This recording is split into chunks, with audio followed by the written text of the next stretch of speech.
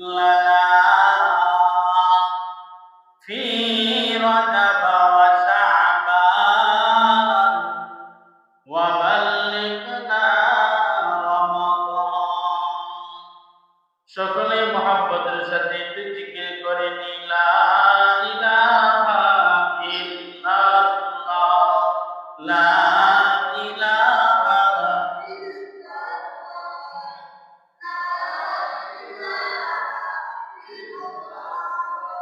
আসমান জমিন গায়রুল্লাহ পাহাড় পর্বত গায়রুল্লাহ মানব দানব গায়রুল্লাহ চেষ্টা করব এক আল্লাহ লা ইলাহা ইল্লাল্লাহ লা ইলাহা ইল্লাল্লাহ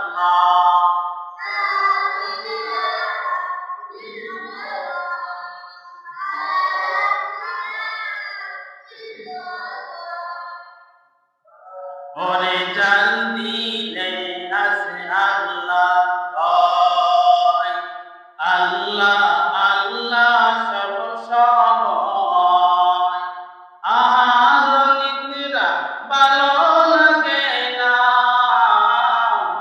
দুনিয়াদারি ভালো লাগে না ভালো লাগে যে ইল্লাল্লাহ লা ইলাহা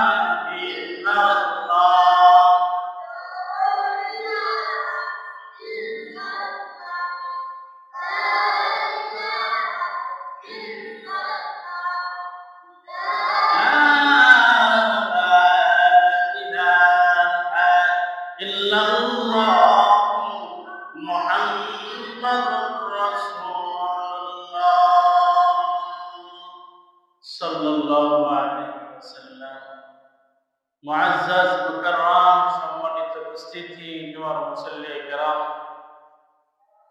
যে আল্লাহ সুবহানাহু ওয়া তাআলা আপনাকে আমাকে অত্যন্ত সুন্দর করে দয়া করে মায়া করে মহব্বত করে ভালোবেসে যে আল্লাহ তাআলার হুকুম জুমার নামাজ পালন করার জন্য আল্লাহ সুবহানাহু ওয়া তাআলা আপনাকে আমাকে জামে মসজিদে আসফার এবং আসফার জন্য তৌফিক দান করেছেন এই জন্য আমরা মনিবের কাছে লাখ লাখ কোটি শুকরিয়া জ্ঞাপন করছি বলি আলহামদুলিল্লাহ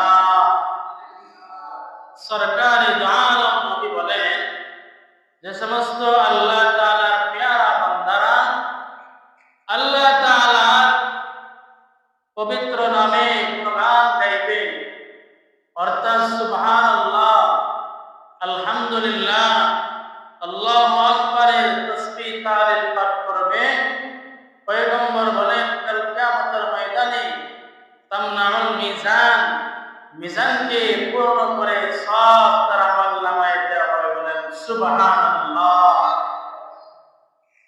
এইজন্য সর্ব অবস্থায় চলতে ফিরতে হার অবস্থায় আল্লাহ তাআলার জিকিরে মধ্যে মগ্ন থাকতে হবে হাঁটতেছেন আপনি আপনার আল্লাহ নামে জিকির করেন ঘুমাইতেছেন আল্লাহর নামে জিকির করেন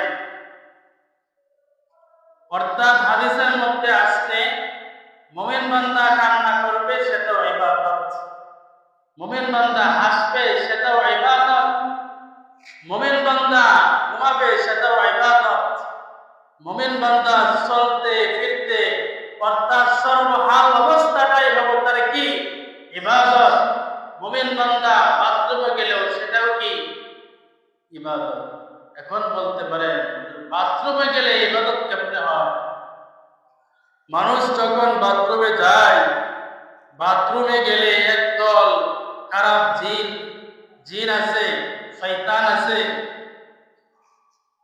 মানুষের লজ্জাস্থান দেখার জন্য উকি ঝুঁকি মারতে থাকে যখন কোনো ব্যক্তি সুন্নাত তরিকায় ঢুকে অর্থাৎ বাম পাও দিয়া প্রবেশ করতে হবে বাম পাও দিয়া প্রবেশ করে এবং বাথরুম থেকে বের হওয়ার সময় ডান পাও দিয়া সে কি করে বাইর হয় সুন্নাত তরিকায় বসে হাঁটুকে ডাইকে যখন সুন্নাত তরিকায় বসে এবং বাথরুমে যাওয়ার আগে সে দোয়া করে দোয়াটা গুফরানাকা আলহামদুলিল্লাহিল্লাযী আযহাবা আন্নিল আযা ওয়া আফানি। যখন কোন ব্যক্তি এই দোয়াটা পড়ে ভিতরে প্রবেশ করলো, সুন্নাত তরিকায় হাঁটুকে কাছে বসলো, বসার সঙ্গে সঙ্গে শয়তান যে উঁকি মারতেছে তার লজ্জাস্থান দেখার জন্য আল্লাহ তাআলার কুদরত থেকে একটা পর্দা ফেলাইয়া দেয়, বলেন সুবহানাল্লাহ। যার কারণে শয়তান হাজার বার যদি উঁকি মারে তার লজ্জাস্থান দেখতে পারে না। কাপড় দিয়ে কি করেছে? আল্লাহ তাআলার কুদরতি ভাবে পর্দা ফেলাইয়া দিয়েছে, সে দেখতে পারে না। এবং আবার বলেছেন যতক্ষণ পর্যন্ত সে হাজত সারবে ততক্ষণ পর্যন্ত তার আমলনামায় নেক লিখতেই থাকবেন, বলেন সুবহানাল্লাহ। এখন কি আমরা সুন্নাত তরিকায় যাই নাকি সর্বপ্রথম সিগারেট জ্বালাই? আছে না নাই? হুজুর, আমি যখন এর আগে মসজিদে ছিলাম রমজান মাসে, সে বৃদ্ধ লোক এতাকাবে বসছে, সেহরির সময় হলো, সেহরি খাওয়া দাওয়া করলো, নামাজের আগ মুহূর্তে সে টয়লেটে গেল, তারপর আমি যাবো, আমারও পেরে করছে। আমি যখন গেলাম ভিতর থেকে দুর্গন্ধ আসতেছে, বললাম চাচা এটা কি করলেন? বাজা, আমি বিড়ি না খাইলে আমার পায়খানা কি হয় না, ক্লিয়ার হয় না। কি হয় না? ক্লিয়ার হয় না। আর দেখেন এখন কি বাথরুমের জায়গাটারে কি বানায় ফেলেছে, খাওয়ার জায়গা বানায় ফেলেছে, ঠিক না? এটা কি সে কি তার থেকে কি আল্লাহ তাআলার কুদরত দিয়ে কি পর্দা ফেলাইবে এই লোকের জন্য? এই লোকের জন্য কি করবে না? পর্দা ফেলাইবে না। এজন্য বাথরুমে গেলেও মুমিন বান্দা কিভাবে সওয়াব পাবে, কিন্তু বান্দা যাইতে হবে সেরকম সুন্নাত তরিকা অনুযায়ী। যাই হোক, যে আমি যে একটা আয়াত আপনাদের সামনে তেলাওয়াত করেছি, আল্লাহ সুবহানাহু ওয়া তাআলা যদি তৌফিক দান করেন, উক্ত আয়াতকে সামনে রেখে কিছু আলোচনা করার জন্য চেষ্টা করব। ওমা তাওফীক ইল্লা বিল্লাহ। সূরাটা হচ্ছে সূরাতুল বনী ইসরাঈলের প্রথম নাম্বার আয়াত। আল্লাহ সুবহানাহু ওয়া তাআলা পৃথিবীতে অনেক পয়গম্বর দুনিয়ার মধ্যে আল্লাহ তাআলা আগমন করাইছেন, দুনিয়ার মধ্যে পাঠাইছেন। সব নবীরা কিন্তু আল্লাহ তাআলার আরশ পর্যন্ত যাইতে পারে নাই। ওই জায়গায় কিন্তু গিয়া মেহমানদারি করাই নাই। আল্লাহ তাআলা তার প্যারা নবী মুহাম্মদুর রাসূলুল্লাহ সাল্লাল্লাহু আলাইহি সাল্লামকে বন্ধুর বাড়ি দাওয়াত দিয়ে গিয়েছেন, বলেন সুবহানাল্লাহ। অনেক পয়গম্বর, 1,00,000 মতান্তরে 2,24,000 পয়গম্বর আল্লাহ তাআলা দুনিয়ার মধ্যে পাঠাইছেন। আল্লাহ তাআলা এক একজনকে এক একটা মুজিজা দিয়েছেন, কিন্তু আপনার আমার নবীর ভিতরে সবচেয়ে খাস বৈশিষ্ট্য মুজিজা আল্লাহ তাআলা তার বন্ধুকে তার বাড়িতে দিয়েছেন। অন্য কোন নবীদেরকে আল্লাহ তাআলা তার বাড়িতে নিয়ে যান নাই। আল্লাহ তাআলা এই রজব মাসে কিন্তু আল্লাহ তাআলা তার প্যারা নবীকে ভ্রমণ করাইছেন। সাত আসমান জমিন টপকায় সিদরাতুল মুনতাহা পাড়ি দিয়ে আল্লাহ তাআলার আরশ যে বাড়ি, সেখানে প্যারা নবীকে এই রজব মাসে নিয়েছেন। আবার আল্লাহর পয়গম্বর বলেন এই রজব মাসে বেশি বেশি করে তোমরা কি করবে? ইবাদত বন্দি করবে। অন্যান্য মাসের তুলনায় পয়গম্বর যখন রজব মাস আসতো বেশি বেশি করে ইবাদত বন্দি করত, আর বেশিরভাগ একটা দোয়া আছে, সে দোয়াটা বেশি বেশি করতেন। আল্লাহুম্মা বারিক লানা ফি রজব ওয়া শাবান ওয়া বাল্লিগনা হে আল্লাহ, আপনি আমাকে রজব এবং শাবান মাসে বরকত দান করুন এবং রমজান পর্যন্ত আমাদের হায়াতকে পৌঁছে দিন, বলেন সুবহানাল্লাহ। এই দোয়াটা বেশি বেশি করে আপনারা আমার নবী পড়তেন। আপনারা কি করবেন? সর্বাবস্থায় এই দোয়াটা পড়ার চেষ্টা করবেন। আমার সাথে সাথে সকলে বলেন আল্লাহুম্মা আল্লাহুম্মা বারিক লানা ফি রজব ওয়া শাবান ওয়া বাল্লিগনা রমাদান।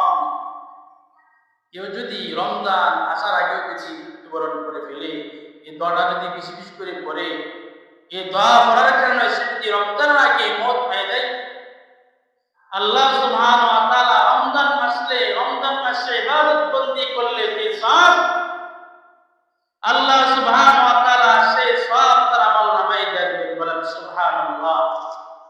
আল্লাহ তাআলা তার প্যারা নবীকে ইসরা ভ্রমণ করাইছেন সশরীরে। অনেক লোকে সে বিশ্বাস করে না যে মেরাজ যে সংঘটিত হয়েছিল পয়গম্বরকে যে আল্লাহ তাআলা সশরীরে সাত আসমান ভ্রমণ করিয়া, সিদরাতুল ভ্রমণ করিয়া আল্লাহ তাআলার আরশ পর্যন্ত নিয়ে গেছেন এবং জান্নাত দেখাইছেন, জাহান্নাম দেখাইছেন। দেখানোর পরে আল্লাহর প্যারা নবী দুনিয়ার মধ্যে আয়েশা তার উম্মতদেরকে বলছেন। বলেন সুবহানাল্লাহ। এটা কোন নবীকে আল্লাহ তাআলা দেখাই নাই। দুনিয়ার মধ্যে থাকা অবস্থায় তাকে যে জান্নাত দেখাইছেন, কোন নবীকে ভ্রমণ করাইছেন, জাহান্নাম ভ্রমণ করাইছেন, কোন নবীকে আল্লাহ তাআলা সেটা ভ্রমণ করান নাই। আয়াতের শুরুতে আল্লাহ বলছেন সুবহান। আল্লাহ তাআলা যে তার প্যারা নবীকে যে ভ্রমণ করাইছেন, আয়াতের শুরু শব্দের মধ্যে বলেছেন সুবহান। আমি হলো পবিত্র, আমি আল্লাহ তাআলা পবিত্র। আল্লাযী, যিনি আসরা ভ্রমণ করাইছেন, বিআবদিহি তার বান্দাকে। কাকে? আসরা বিআবদিহি তার বান্দাকে। এখানে বান্দা বলতে আপনাকে বলেন নাই, আমি যে মানুষ আমাকে বলেন নাই। এবার এখানে আল্লাহ তাআলা নবীকে বান্দা বলছেন, বিআবদিহি বান্দা। এখানে আল্লাহ তাআলা ইচ্ছা করলে রাসূল বলতে পারতেন, মানুষের কথাও বলতে পারতেন, নবীও বলতে পারতেন। কোন নবীর কথা বলেন নাই। বিআবদিহি এখানে বান্দা বলতে বুঝাইছে আপনার আমার নবী হযরত মুহাম্মদ মুস্তাফা সাল্লাল্লাহু আলাইহি সাল্লামকে। লাইলা কোন সময় ভ্রমণ করাইছেন? লাইলাতুল রাতে এক অংশ মিনাল মসজিদিল হারাম, মসজিদে হারাম থেকে ইলাল মসজিদিল আকসা, মসজিদে আকসা পর্যন্ত। মসজিদে হারাম বলতে বোঝানো হয়েছে যেখানে বাইতুল্লাহ শরীফ, যেখানে হাতিমে কাবা বলা হয়েছে, হাতিমে কাবা।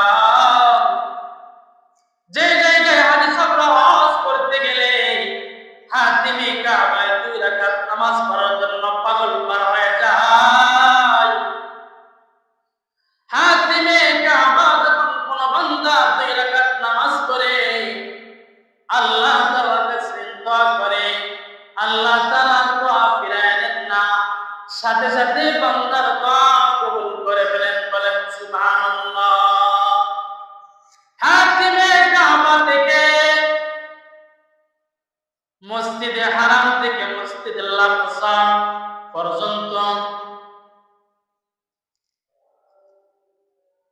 আল্লাযী বারাকনা হাওলা, মসজিদে আকসার চতুর্পাশ দিয়ে আল্লাহ তাআলা সেখানে বারাকনা বরকতময় রেখে দিয়েছেন। সুবহান। প্রথম বলেছেন আমি হলো পবিত্র।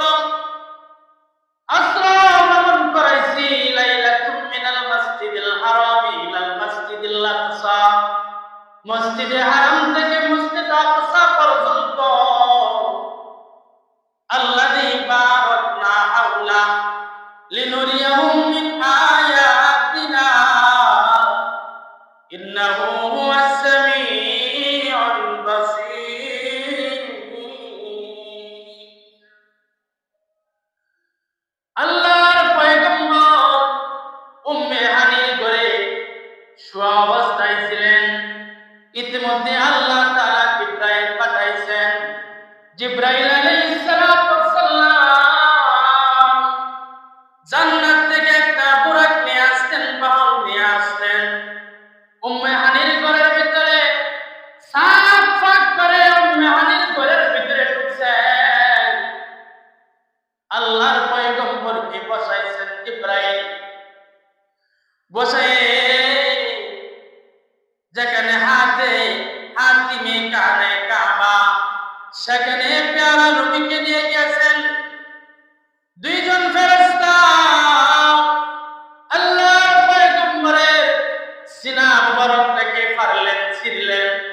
কাটলেন, কাইটা সেখান থেকে তার রূপটা বের করলেন,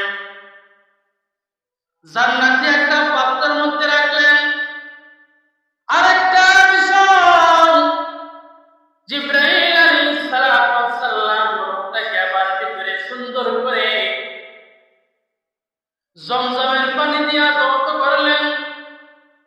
জমজমের পানি দিয়ে ধৌত করে আল্লাহর পেয়ারা নবী নূহকে ভিতরে আবার ঢুকিয়ে দিলেন।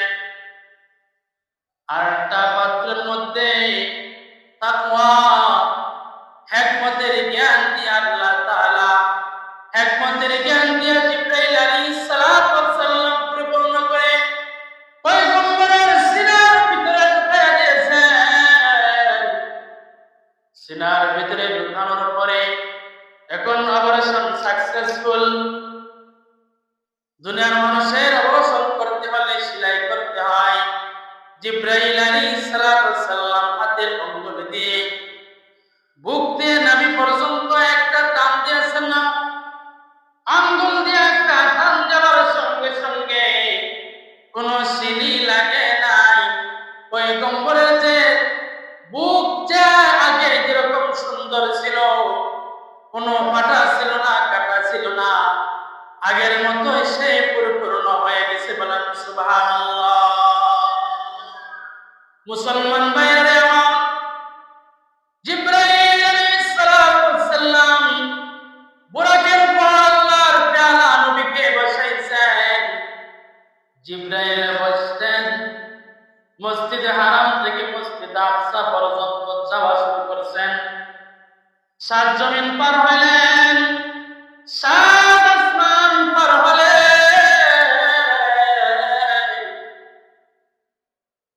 সেখানে বাইতুল মুকাদ্দাসের কাছাকাছি যখন চলে গেলেন, পয়গম্বরের কানে কানে সালামের আওয়াজ আসতেছে। একজন দুইজনের সালামের আওয়াজ না, হাজার হাজার লক্ষ লক্ষ মানুষের সালামের আওয়াজ পয়গম্বরের কানে আসতেছে। পয়গম্বর জিবরাইল আলাইহিস সালামকে বলে, এ জিবরাইল ভাই, এত মানুষের, এত উঁচু জায়গায় মানুষের আওয়াজ আমার এখানে আমি শুনতে পাচ্ছি, কোথা থেকে কানের আওয়াজ আমার কানে আসতেছে? জিবরাইল আলাইহিস সালাম পয়গম্বরকে বলে, সমস্ত নবীরা আপনাকে দেখার জন্য পাগল করা ছিল। আপনার পিছনে 2 রাকাত নামাজ পড়ার জন্য তারা রবের কাছে দরখাস্ত করেছে। আল্লাহ তাআলা সমস্ত পয়গম্বরদের দরখাস্ত এবং সমস্ত ফেরেশতাদের দরখাস্ত আল্লাহ কবুল করেছে। বলেন সুবহানাল্লাহ। বাইতুল মুকাদ্দাসে শুধু খালি নবীরা খালি নয়, এই পৃথিবীর মধ্যে যত আল্লাহ তাআলা ফেরেশতা পাঠাইছেন, সমস্ত ফেরেশতারা পয়গম্বরের পিছনে 2 রাকাত নামাজ পড়ার জন্য পাগল করা। সমস্ত ফেরেশতাদেরকে আল্লাহ তাআলা একটা ফেরেশতাকে এক একটা কাজের জন্য নিয়োজিত করে রেখে দিয়েছেন। আল্লাহ তাআলা ওই দিন সমস্ত ফেরেশতাদেরকে ছুটি দিয়েছে। কি করেছে? সমস্ত কাজ থেকে ছুটি দিয়েছে। বাইতুল মুকাদ্দাসে সমস্ত ফেরেশতারা একত্রিত হয়েছে, সমস্ত নবীরা একত্রিত হয়েছে। গিয়ে দেখে পয়গম্বর আরবি সাল্লাল্লাহু আলাইহি সাল্লাম ভিতরে ঢুকে দেখে 1 লক্ষ মতান্তরে 2 লক্ষ 24,000 পয়গম্বর সেখানে দাঁড়ায় আছে। বলেন সুবহানাল্লাহ। এখন কে নামাজ পড়াইবে? সমস্ত পয়গম্বরদের ভিতরে কে এখন নামাজ পড়াবে? এখন কি জিবরাইল নামাজ পড়াইবে, না আদম সফিউল্লাহ নামাজ পড়াইবে, না ইব্রাহিম খলিলুল্লাহ নামাজ পড়াইবে, না ঈসা রুহুল্লাহ নামাজ পড়াইবে? আল্লাহ তাআলা পয়গম্বর যখন বাইতুল মুকাদ্দাসের ভিতরে যখন ঢুকছেন, ঢুকার সঙ্গে সঙ্গে সমস্ত পয়গম্বররা দাঁড়ায় রয়েছে। আল্লাহ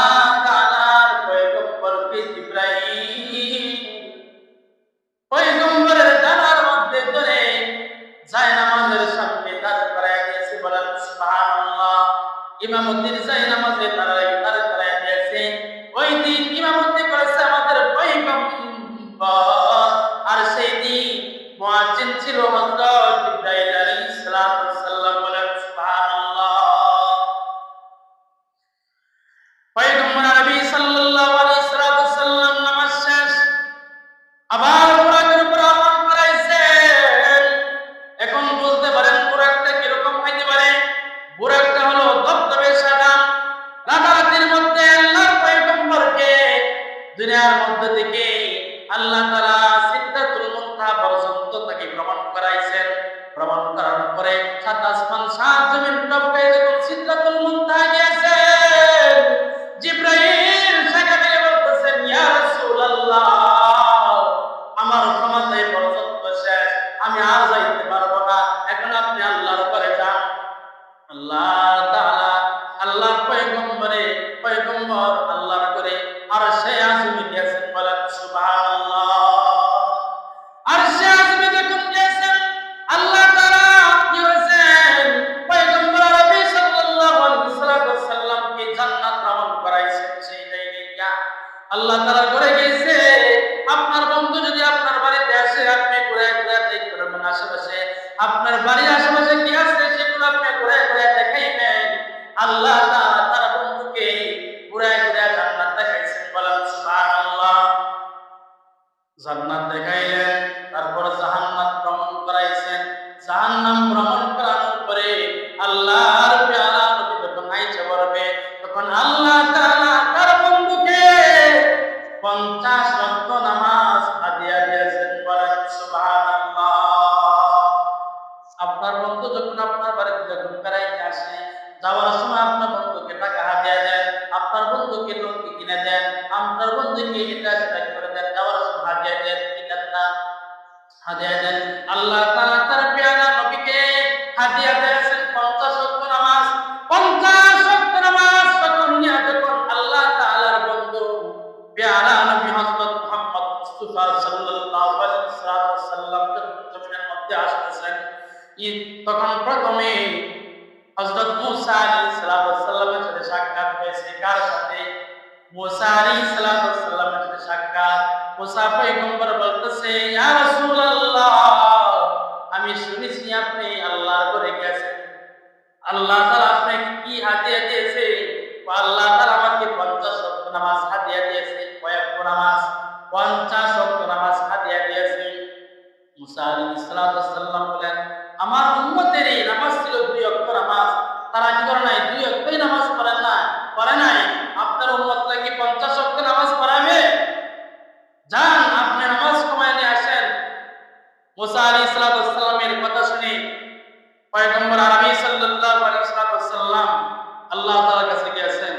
আল্লাহ তাআলাকে বলতেছেন, আল্লাহ, আমার বান্দারা, আমার উম্মতেরা 50 ওয়াক্ত নামাজ পড়তে পারবে না। আল্লাহ তাআলা কি করলেন? 5 ওয়াক্ত নামাজ কমাইলেন, আরো 50 থেকে 5 ওয়াক্ত নামাজ কমাইলেন। আবার মুসা আলাইহিস সালামের সাক্ষাৎ। মুসা আলাইহিস সালামকে বললেন, মুসা, আল্লাহ পয়গম্বরকে বলতেছেন আল্লাহ তাআলা কি করছে? 5 ওয়াক্ত নামাজ শেষ থেকে 50 থেকে 5 ওয়াক্ত অর্থাৎ 45 ওয়াক্ত নামাজ দিয়েছে। মুসা আলাইহিস সালাম বলেন, না না, পারবে না, আপনার উম্মতরা 45 ওয়াক্ত নামাজ পড়তে পারবে না। আপনি কি করেন? আরো কমায় নিয়ে আসেন। এভাবে কমাইতে শেষ পর্যায়ে 5 ওয়াক্ত পর্যন্ত আসতে 5 ওয়াক্তর জায়গায় আবার মুসা আলাইহিস সালামের সাথে সাক্ষাৎ হলো। মুসা আলাইহিস সালাম বলতেছে, 5 ওয়াক্ত নামাজ আপনার উম্মতরা করতে পারবে না, পড়তে পারবে না, আপনি কমায় নিয়ে আসেন। পয়গম্বর বলেন, এখন আল্লাহ তাআলার কাছে আমার এখন চাইতে শরম করতেছে, লজ্জা বোধ করতেছে, লজ্জা লাগতেছে, এখন আমি আল্লাহ তাআলার কাছে চাইতে পারবো না। আল্লাহর পয়গম্বর করেন নাই আর জান নাই। আল্লাহ তাআলা বলেন, যখন কোন উম্মত আল্লাহ তাআলার কাঠি বান্দা যখন 5 ওয়াক্ত নামাজ তাকবীরুল্লাহর সাথে পড়বে, কয়েক নামাজ? 5 ওয়াক্ত নামাজ তাকবীরুল্লাহর সাথে পড়বে, আল্লাহ সুবহানাহু ওয়া তাআলা তার আমলনামায় 50 ওয়াক্ত নামাজের সওয়াব দিয়ে দিবেন। বলেন সুবহানাল্লাহ। এজন্য 5 ওয়াক্ত নামাজ পড়তে রাজি আছেন তো? ইনশাআল্লাহ। আপনি কি মেরাজ যাইতে পারবেন? পয়গম্বরকে আল্লাহ তাআলার ঘরে নিয়ে 5 ওয়াক্ত নামাজ হাদিয়া দিয়েছেন মেরাজের রজনীতে। যখন কোনো বান্দা আল্লাহর পেয়ারার বান্দারা যখন 5 ওয়াক্ত নামাজ পড়বে, আল্লাহ তাআলা বলেন সে যেন আমার দিদার লাভ করলো, আমার পয়গম্বর যেরকম ভাবে মেরাজ ভ্রমণ করেছে, আমার পেয়ারা বান্দারাও যেন তারা 5 ওয়াক্ত নামাজ পড়ার কারণে যেন তারা মেরাজ ভ্রমণ করছে। বলেন সুবহানাল্লাহ। আল্লাহ সুবহানাহু ওয়া তাআলা আপনাকে আমাকে 5 ওয়াক্ত নামাজ তাকবীরুল্লাহর সাথে জামাতের সাথে আদায় করার তৌফিক দান করুন। সকলে বলেন আমিন। আপনারা আরেকটা বিষয় শুনলে খুশি হবেন, আমাদের এই মাদ্রাসায় ফেব্রুয়ারি 2 তারিখে, কয় তারিখে? ফেব্রুয়ারি 2 তারিখে মাহফিলের ডেট পাইছি আমরা। কয় তারিখে? ফেব্রুয়ারি 2 তারিখে আমাদের মাদ্রাসার মাহফিল পালাইছি। আপনারা সকলে আপনাদের বন্ধু যারা আছে এবং শুভাকাঙ্ক্ষী যারা আছে, তারা বিদেশে যারা আছে, সকলকে বলবেন এবছর আমাদের মাহফিল ফেব্রুয়ারি 2 তারিখে সকলের কি করবেন, একজন আরেকজনকে দাওয়াত দিবেন এবং এই মাহফিলের কাজের জন্য সকলে তো ইনশাআল্লাহ প্রস্তুত আছেন। তো যুবক ভাইরা যাদেরকে আমরা ডাক দিই, মুরব্বীরা যারা আছেন, যে মাদ্রাসার কাজে মাহফিলের কাজে আমরা ডাক দিই, তাহলে আপনারা তো থাকবেন তো ইনশাআল্লাহ, শরীক হবেন তো।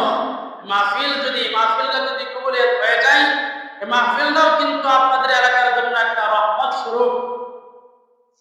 এই মাহফিলের ওসিলায় যদি আল্লাহ সুবহানাহু ওয়া তাআলা যদি একটা মানুষকে যদি হেদায়েত নসিব করে, তাহলে বুঝতে হবে এই হেদায়েতের জন্য আল্লাহ সুবহানাহু ওয়া তাআলা মাহফিলকে কবুল করবেন। এমন আছে এই লোকের ওসিলায় আল্লাহ সুবহানাহু ওয়া তাআলা আপনাকে আমাকে মাহফিলের ওসিলায় জান্নাতবাসী করতে পারে। বলেন সুবহানাল্লাহ। আল্লাহ সুবহানাহু ওয়া তাআলা আপনাকে আমাকে যে মাহফিল যেন সুন্দরভাবে সুষ্ঠুভাবে হয় সেই তৌফিক দান করুন। সকলে বলেন আমিন। ওয়া আখিরু দাওয়ানা